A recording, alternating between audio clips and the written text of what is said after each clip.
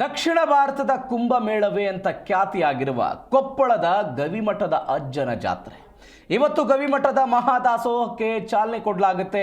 ಇವತ್ತಿನಿಂದ 22 ದಿನಗಳ ಸತತವಾಗಿ 22 ದಿನಗಳ ಕಾಲ ಮಹಾದಾಸೋಹ ನಡೆಯುತ್ತೆ. ಕೊಪ್ಪಳದ ಗವಿಮಠದ ಜಾತ್ರಾ ಮಹೋತ್ಸವಕ್ಕೆ ಚಾಲನೆ ಕೊಡಲಾಗುತ್ತೆ. ಜನವರಿ 5ನೇ ತಾರೀಕಿಗೆ ಗವಿಮಠದ ಮಹಾರಥೋತ್ಸವ ನಡೆಯುತ್ತೆ. 5 ಲಕ್ಷಕ್ಕೂ ಅಧಿಕ ಜನ ಸೇರ್ತಾರೆ. ನಿರಂತರವಾಗಿ 22 ದಿನಗಳ ಕಾಲ ಮಹಾದಾಸೋಹ ಕೊಪ್ಪಳದ ಗವಿಮಠದಲ್ಲಿ ನಡೆಯುತ್ತೆ.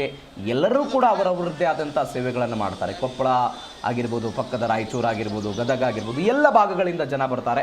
ದೃಶ್ಯದಲ್ಲಿ ಗಮನಿಸ್ತಾ ಇದ್ದೀರಿ ನೀವು.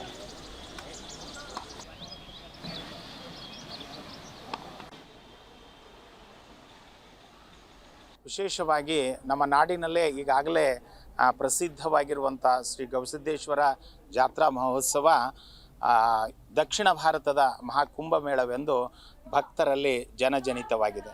ಇಂಥ ಒಂದು ಮಹಾಕುಂಭಮೇಳದ ಸಿದ್ಧತೆಗಳು ಕಳೆದ 1 ತಿಂಗಳಿನಿಂದ ಭರದಿಂದ ಸಾಗಿದ್ದು, ಇಂದಿನಿಂದ 1ನೇ ತಾರೀಕಿನಿಂದಲೇ ಮಹಾಪ್ರಸಾದದ ವಿತರಣೆ ಪ್ರಾರಂಭವಾಗ್ತಾ ಇದೆ. ಈ ಮಹಾಪ್ರಸಾದಕ್ಕೆ ಸಂಬಂಧಪಟ್ಟ ಹಾಗೆ ಭಕ್ತಾದಿಗಳು ತಮ್ಮ ತನು ಮನ ಧನದಿಂದ ಮಹಾಪ್ರಸಾದ ನಿಲಯಕ್ಕೆ ಮಹಾದಾಸೋಹಕ್ಕೆ ತಮ್ಮ ಸೇವೆಯನ್ನು ಸಮರ್ಪಿಸ್ತಾ ಇದ್ದಾರೆ.